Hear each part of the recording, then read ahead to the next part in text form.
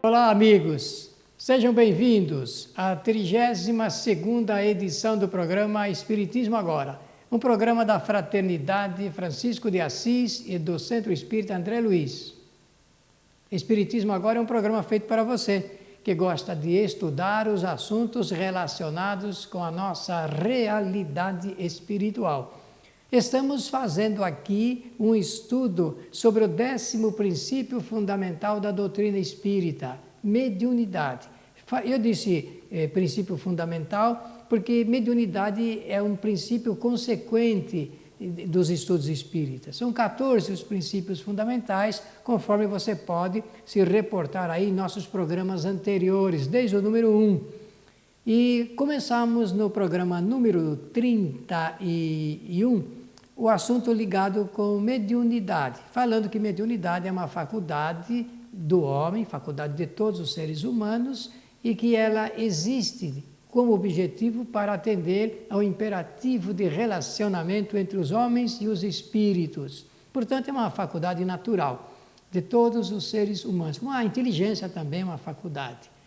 Mediunidade colabora com a evolução do espírito enquanto encarnado, a fim de que ele possa se relacionar com seres desencarnados, que é assim que a doutrina espírita faz a designação dos espíritos quando estão em estado de erraticidade.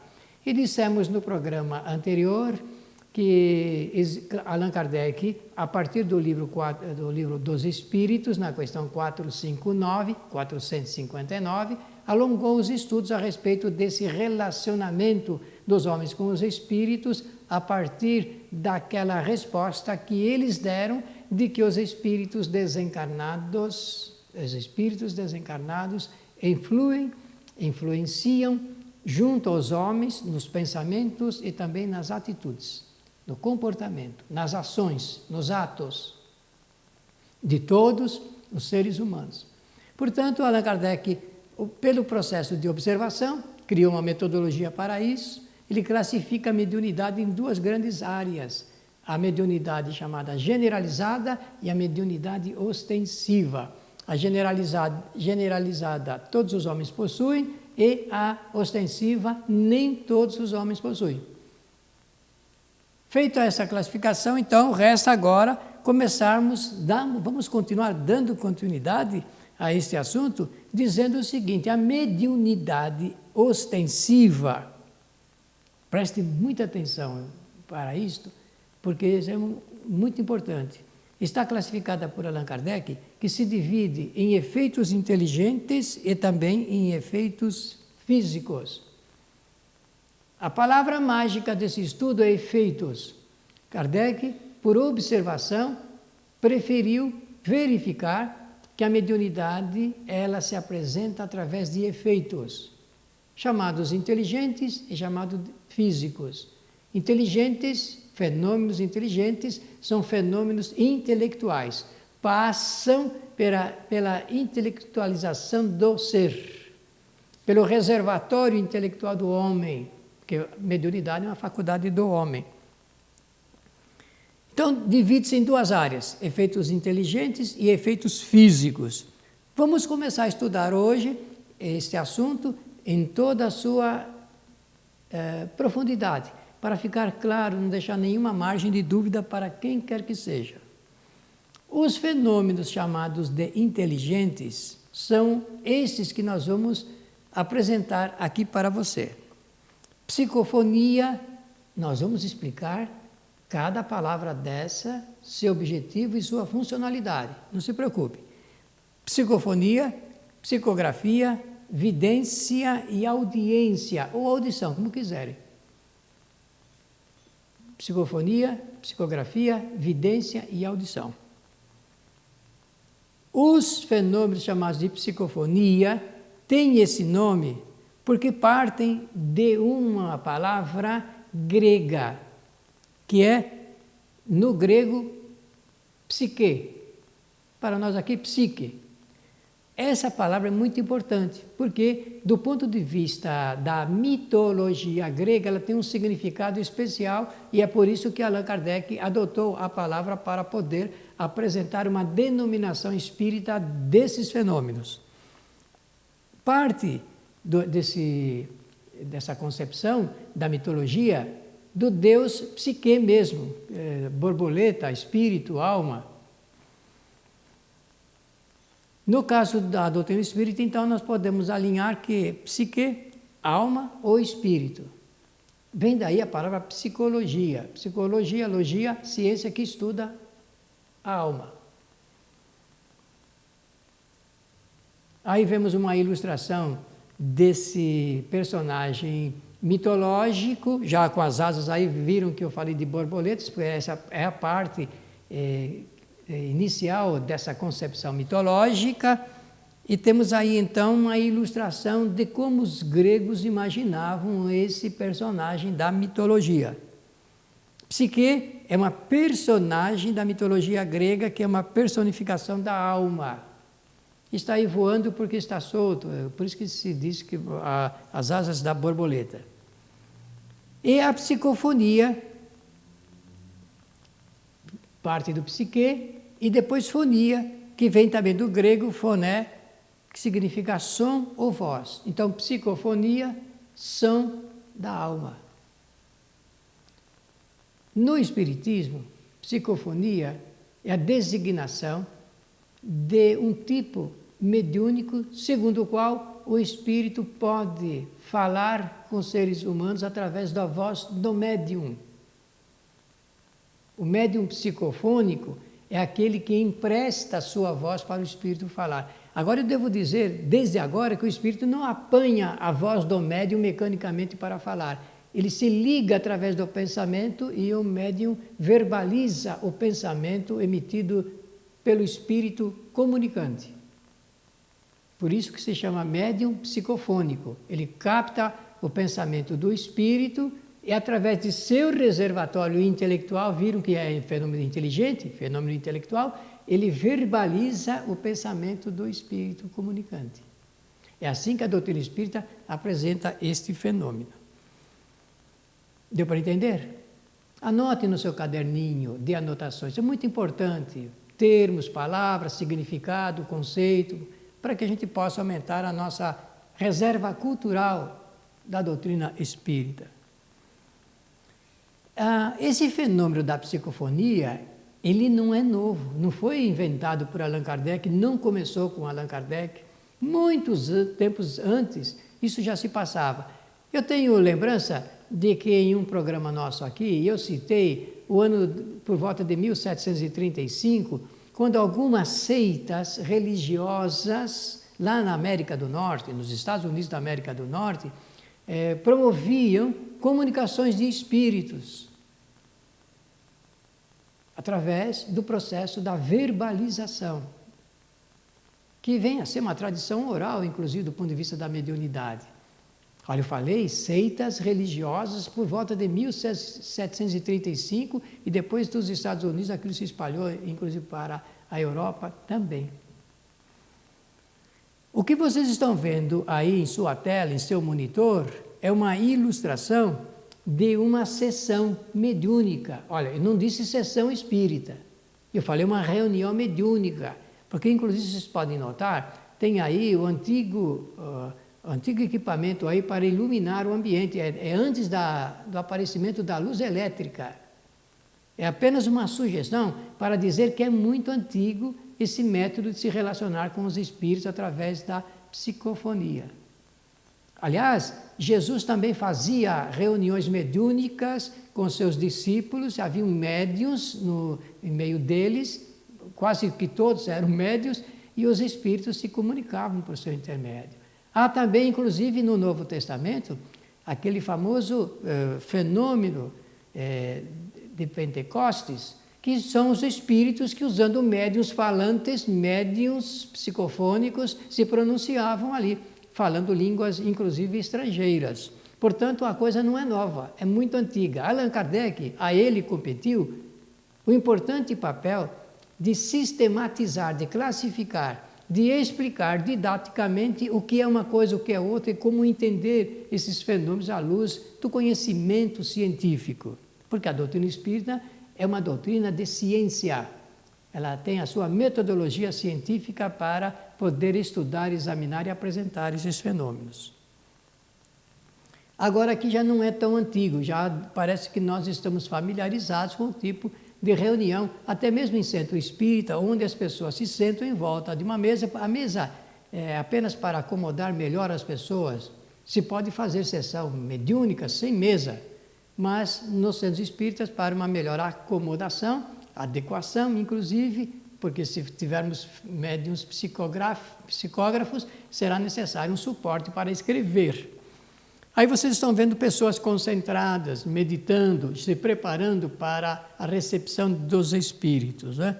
O interessante é que nós temos que perceber do que depende esse processo de comunicação do espírito, através da psicofonia principalmente. Prestem atenção. Principalmente através da psicofonia, depende alguns fatores para que haja a boa comunicação. Eu vou apresentar isso rapidamente e vou deixar para dar a explicação melhor logo em seguida do nosso intervalo, que nós vamos ter que fazer tecnicamente daqui a pouco. A sintonia, a aproximação, o envolvimento e a manifestação. Com esses 4 pontos de apoio, se pode realizar a comunicação dos espíritos através do processo da psicofonia. O que é sintonia? O que são 2 pessoas sintonizadas entre si? O que é sintonizar uma estação de rádio, por exemplo, através do seletor ou do canal de televisão? Nós temos que aprender que na vida, para que haja os chamados fenômenos, deve haver um processo de sintonia entre os seus agentes. Então, sintonia primeiro, depois a aproximação, porque o Espiritismo nos ensina que em qualquer manifestação mediúnica existe a aproximação dos 2 perispíritos, do perispírito do espírito comunicante e do perispírito do médium. Essa aproximação dos 2 faz o envolvimento, note que a palavra abaixo é envolvimento de um com o outro, e aí, dada o acordo tácito entre os 2, há a manifestação.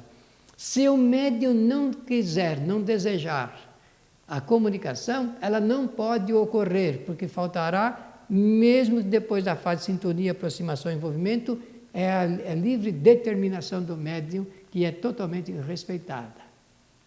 Agora nós vamos fazer o intervalo que eu falei e voltamos logo a seguir. Apoio cultural.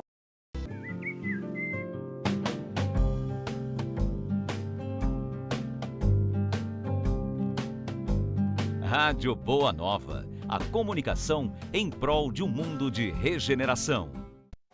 Os livros citados neste programa podem ser adquiridos na Mundo Maior Editora. Acesse mundomaior.com.br.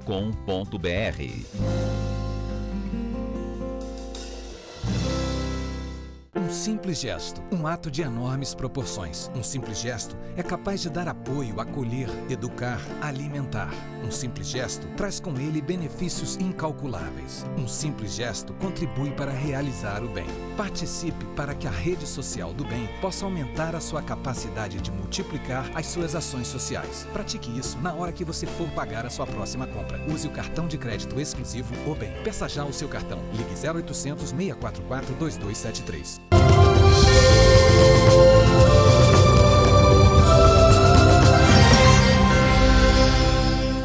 32ª edição do programa Espiritismo Agora, um programa feito para você que gosta de estudar e aprender sobre os assuntos da nossa realidade espiritual.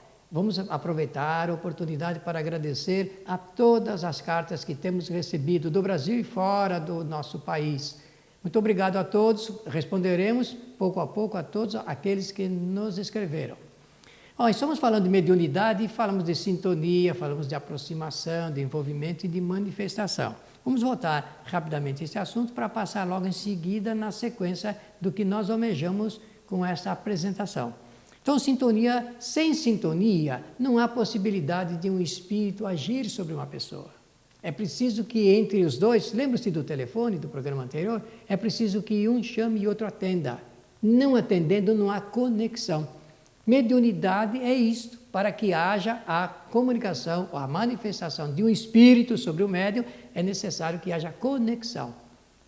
Então, um deseja e outro aceita, é sempre assim.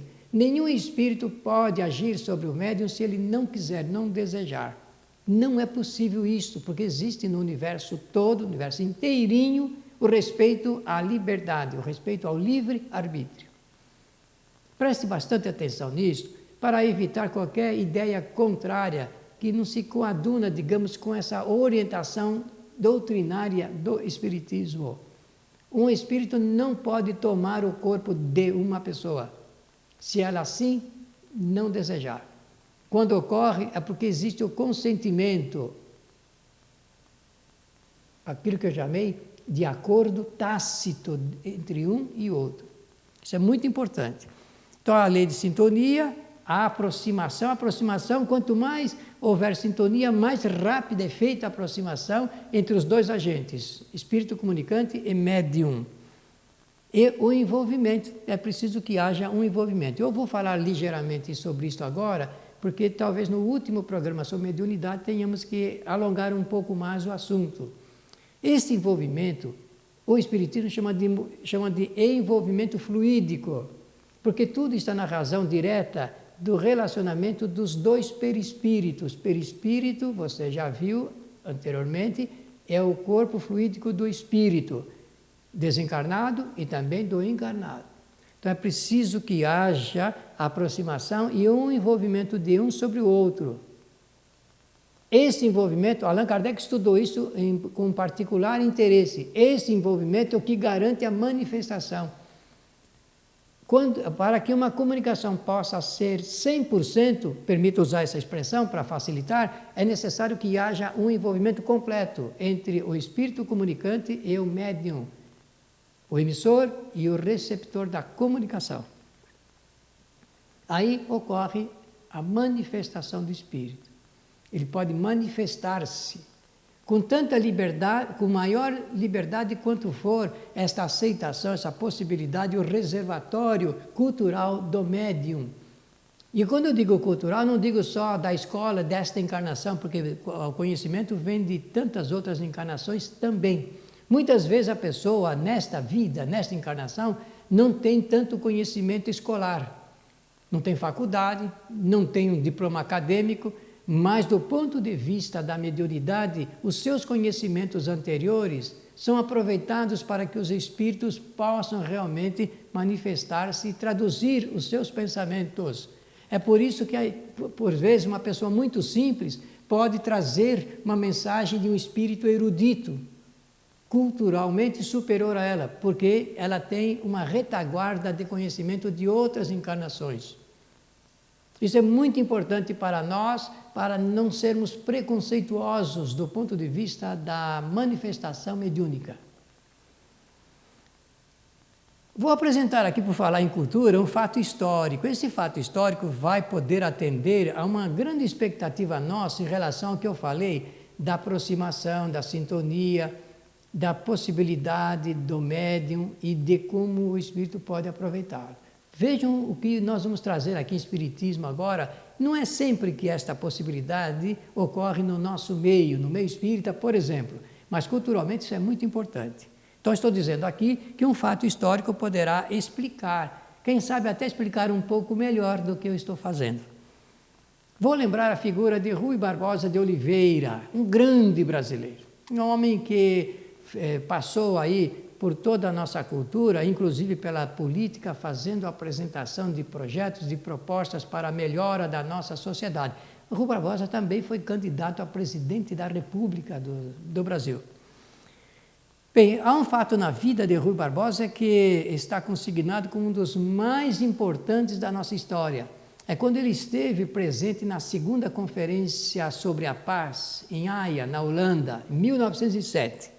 Para falar desse fenômeno ocorrido, ou dessa manifestação, ou desta comunicação, eu apresento aqui primeiro esse palácio de Binnenhof, em 1907. É aí que esteve Rui Barbosa participando da conferência de 1907.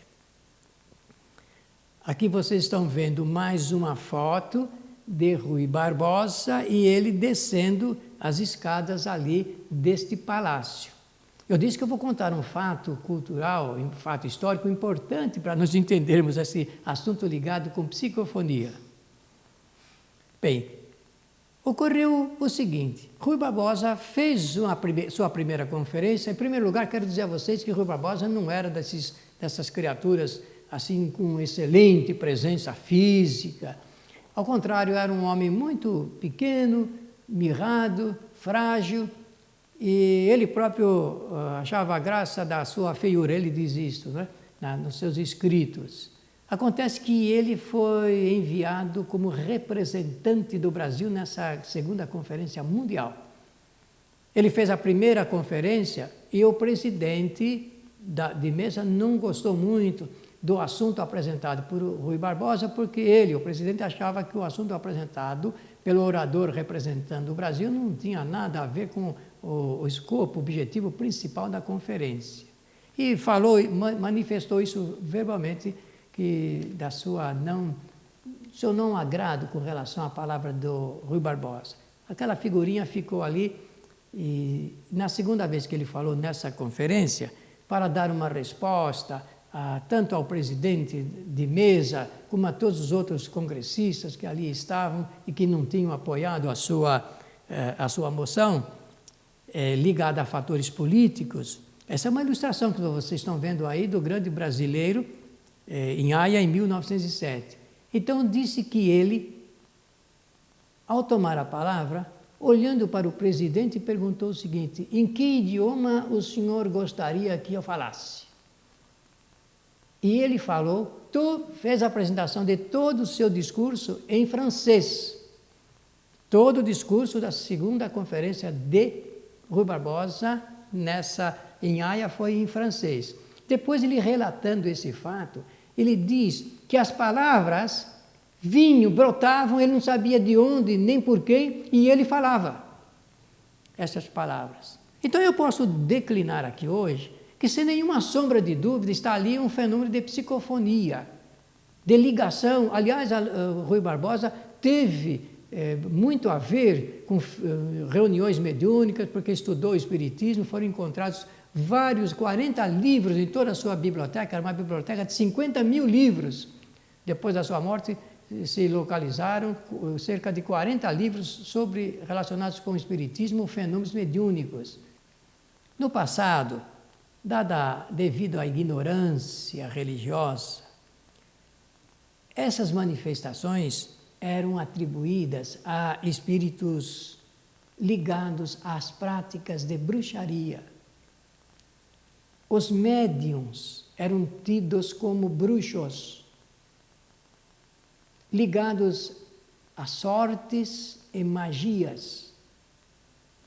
E os médiuns do passado, muitos, foram levados às fogueiras, foram queimados vivos, dada essa ignorância. Se você quiser ler um livro que trata dessa matéria exclusivamente, fazendo uma descrição histórica, leia um livro intitulado O Martelo das Bruxas.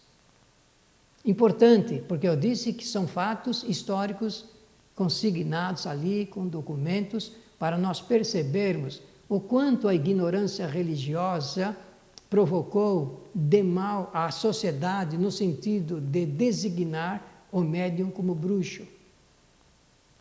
Até hoje parece que algumas seitas e correntes religiosas teimam por fixar, por escrever, por denominar de bruxos os médiuns. E médium é uma palavra latina que serve apenas para designar o intermediário. O Espiritismo apresenta isso com nitidez, com justeza, com oportunidade para nós compreendermos melhor o significado disto para a nossa humanidade. Bom seria se nós prestássemos atenção a este fato, porque assim nós poderíamos melhorar, inclusive, a qualidade da nossa vida social, já que é um processo de interrelacionamento. Homens com os espíritos amigos, ou inimigos, ou adversários. Visto, então, que a mediunidade é uma faculdade do ser humano, e estamos falando apenas de psicofonia, dentro do quadro dos chamados fenômenos de inteligência. E nós apresentamos aqui psicofonia, psicografia, evidência e audiência ou audição. Então, seguindo, vamos passar para a psicografia, que é um fenômeno, agora já sabemos do que significa a palavra psique, ou psique, significa alma ou espírito, e podemos então agora fechar isso com grafia, que vem do grego graphein. Graphein em grego significa eu escrevo. Aqui uma ilustração do que seria a psicografia de antigamente, grafado, isso logo depois da invenção da imprensa por Gutenberg, foi por volta de 1455. Então, o que antes de Gutenberg, com a descoberta, a invenção da máquina, da imprensa, tudo se fazia através da escrita. Então, a psicografia é o processo em que o espírito escreve através das mãos do médium. Vou ilustrar melhor isto com esta foto aqui em nosso programa Espiritismo Agora. Estamos terminando este nosso programa de número 32. Vamos continuar falando deste assunto em nosso próximo programa. Nós estamos vendo aí sentado junto à mesa, escrevendo um médium chamado médium psicógrafo. E o espírito que está através do processo de interação do pensamento, transmitindo a sua comunicação. O que o médium está escrevendo ali é o que o espírito está sugerindo através do seu pensamento. Agora, o maior exemplo de médium psicógrafo que nós tivemos no mundo todo é Francisco Cândido Xavier, Chico Xavier, que produziu uma grande quantidade de livros, mensagens, comunicações dos espíritos através desta possibilidade, porque era um médium polivalente e também médium psicógrafo, que foi o método, o sistema pelo qual ele se sobressaiu mais, se destacou mais em nossa sociedade. Continuaremos falando de mediunidade em nosso próximo programa. Pela sua atenção, os nossos agradecimentos e até lá.